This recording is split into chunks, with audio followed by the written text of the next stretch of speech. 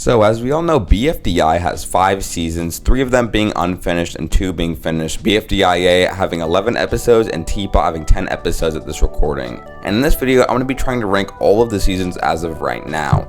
This task is going to be kind of difficult to assess because of the limited content we have from these seasons, but I feel like it's good enough and I feel like I can make a full analysis on the seasons I like the most from least. Also, if you do want to support me and like BFDI videos like these, please consider hitting the like button and subscribe button. I'm trying to reach 6K by the end of the month, and if you do that, it could really help.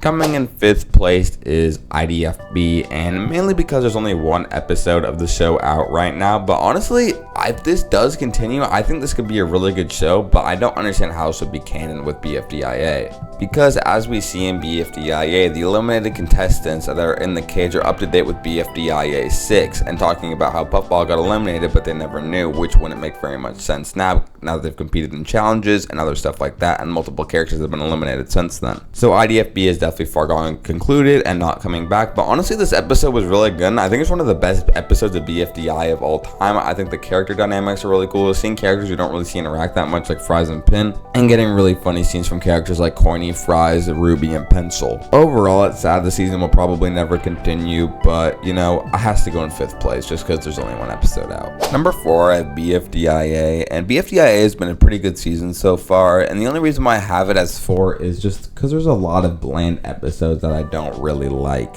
And what I mean by that is a lot of the episodes in BFDIA, I don't want to say a lot, a couple of the episodes have just kind of been like bland. You don't really get anything out of them. Nothing really gains in the storyline. It's just kind of like a challenge. It's kind of interesting. And then characters that normally interact all the time, and then the voting happens, and then it's that. Contrary to that though, there's been a lot of episodes of BFDIA that I think are the best episodes in the whole series. Like BFDIA 6 I think is an incredible episode, and I think BFDIA all of the 5, like 5A, 5B, were all incredibly made as well. I just wish there were more character dynamics in BFDIA and seeing more characters we don't get to see in TPOT, like a lot of the characters we haven't seen in a while, and we're just really not getting that much out of them. And predictable Cake at Stakes are never really that fun to watch either, knowing characters like Gelatin and Spongy and all these past eliminations like Puffball, they've been pretty obvious and like you could see them coming from a mile away. I mean, I do think this happens in most seasons, but it's especially prevalent in BFDIA, I feel like. There's never been a shocking elimination yet. And I wanted to see characters again like Fiery and Gelatin, but they've been completely derailed and basically written out of the story. It just felt like they were obviously trying to get them eliminated. And especially Rocky and Spongy, the writers were always just dying to get rid of them. And hopefully this builds more dynamic, and hopefully this is like building up to something really good in BFDIA. But I mean, just clearly writing off a character in a show is never fun to watch. And I'm not a huge fan of the challenges compared to TPOT, and I don't really feel like there's an excuse, because if you're writing these shows at the exact same time and one shows a lot better challenges than the other like show, I mean, it's pretty fixable. And I don't really like the whole host changing thing either, like all the time. It's also pretty boring and pretty repetitive. It'd be nice to just have a plain host that we get used to and can like throughout the season. However, it is nice to see characters like Pencil and Ruby again, who we haven't seen in a very long time, and those are some of my favorite characters in BFDI, so it's super fun to watch them. And also the Pin, Needle, and Coiny, that connection's always great, and they've built a lot on Bommy's character, basically creating Bommy as one of the fan favorites who was very forgettable in TPOT and BFB. I'm not saying I don't like this season, because I do like BFDIA, but I just wish there was more to it, because I feel like a new revamped version I thought was going to make it a lot better, but it really just feels the same as it did when it was first made in like 2013. Anyways, that's why I have BFDIA at number 4 on my list. Now for the number 3 spot, and this might be a controversial opinion, but I have BFB, and there's a lot I want to talk about here. To be honest, I would not be surprised in a couple episodes BFB goes down than BFDIA, because to be honest, BFB has some of the worst episodes in the series I've ever seen. Those being BFB 20, BFB 23, and BFB 18 being some of my least favorite episodes of all time. And I am not a huge fan of the BFB post split. A lot of it just doesn't really make any sense, how a random host just comes in out of nowhere and everyone believes him, and there's 14 characters left. And then this is when a lot of characters get derailed in the show for me. Characters like Leafy and Fiery, who I used to really like, just became very, very bland characters.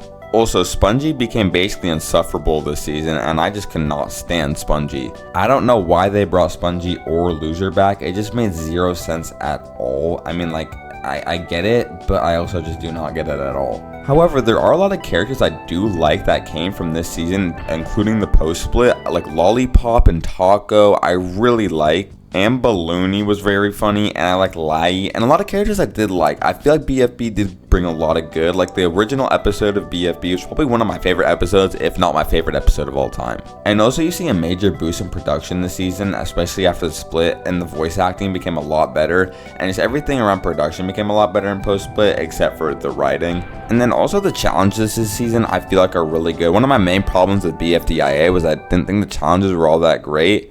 But I did really like the BFB challenges this year, and I also did really like Foreign X as host. I think they were super cool, and there were a lot of dynamics in this series I liked. I don't want to just crap on BFB because I did like it a lot, but a lot of my problems did come from post-split. But again, a lot of good characters did come from BFB, and I do understand that like pre-split, there was a lot of characters to fit in the screen, and I honestly did think pre-split was very good. I did really like pre-split.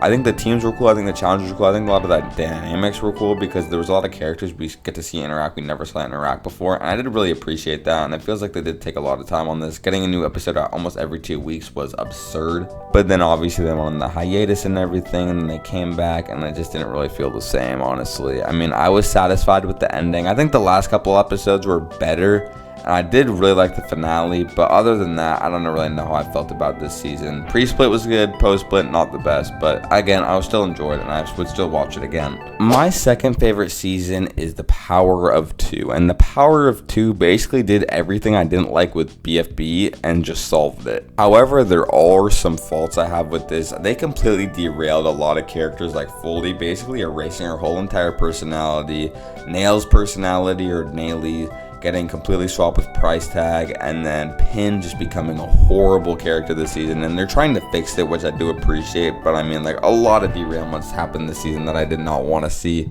But I mean, besides that, so far this season has been so incredibly enjoyable. It's just like crazy. Like the animation this season is so good. It is absurd. The backgrounds are amazing. The voice acting is amazing. The challenges are the best part of the season. I love the challenges this season so much. Every episode is so interesting. Like the zombie challenge was so amazing to watch. I loved that episode so much. It was so interesting. The teardrop and eraser dynamics. There's so many good character dynamics this season. I really do like Pillow's like killer arc now after being on Death Pact. A lot of people don't like it, but I really do. Character development like Snowball. Snowball became such a likable character. Same with Basketball, and the whole thing with Robot Flower I think is really interesting. And I do like Tree, and a lot of people don't like Tree or Black Hole or Pillow, but I mean honestly after the season they've become some of my favorite characters. It does suck a lot of my favorite characters have been getting voted off, like Coiny and Ramo and Puffball and Fries, but I mean there's new characters taking over this season. A lot of those characters are in BFDIA. This is a TPOT season with new characters that are going to take over the show. And so I can't really complain. It's a good refreshment to have new characters taking it over and not just having the OG contestants wipe out all the new contestants and the new contestants don't really get a chance. I also love the clock dynamic with Winter. It shows both good and bad of both characters, and I do think it is resolved amazingly, and I do really like 2 as a host. 2 is by far my favorite host ever. I mean, I love the speaker box, but 2 is such a good host. He's like the first character to actually ever be friends with the contestants and like show that he truly cares. Again, his whole relationship with Clock and X and 4 I do really like. I think 2 is just very funny, very kind, just an amazing host. I mean, thinks of all these amazing challenges, and I don't know, there's just something about him that I just like really like. He just like has a good personality, just has good energy. Everything about 2 I just really like, and I feel like this just makes the season so much more enjoyable. And going into this season, I was very skeptical. I honestly didn't know if I was going to like it that much coming after post-split. And then Jack and Jillify just honestly nailed this season. It is such a good season. And I honestly think when it's over, it's going to be my favorite season. However, this leads me to my number 1 season of all time. It is the OG, the original Battle for Dream Island. It might just be my nostalgia talking, but I just love this season. I love the challenges, all the characters I love. I love every single character in this show. All 21 of them actually. The humor this season is also just so funny, like the ironic jokes and like the sarcasm from the speaker box and like the David, just the stupid humor, just all of it is just, I just love so much. I just have so many good memories of BFDI. Just like watching it the first time I watched it, I just absolutely fell in love with it. Just everything about it, all the colors, all the characters, all the voice acting, the animation. just like everything about it. I don't know. It's obviously not up to par with the other seasons, but there's just like some sort of charm to it that they just like, I don't know. It's like the characters and like the connections. It just feels so authentic and like real, but it's like an animated cartoon about objects. It's just such a good idea. No one had ever done it before, and it was just honestly like, incredible. It was just an incredible thing to witness. Everything about this season I just loved, and that is why it is my #1 Battle for Dream Island season of all time.